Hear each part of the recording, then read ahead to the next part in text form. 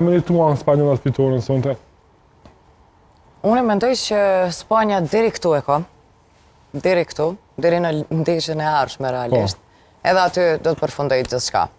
Me krejt ata çka kemi biseduar edhe këtu në studio, me super profesionistat që i kemi këtu dhe që duhet të jemi të kënaqur dhe shumë krenar që i kemi, po sigurisht. Kemi diskutu që Spanja sigurisht nuk është ajo ekipi bendës që ty ta lën përshtypjen e një kampioni edhe që do të arrijë ndoshta rrugtimin e saj do ta ketë më të gjatë. Sa i përket golit, siç e ceke më herët, që ishte një lëshim ndoshta i portierit, nëse e keni analizuar edhe në pjesën e parë, goli ashtu ka hy. Do të thotë, sikur me Courtois, sikur pa Courtois.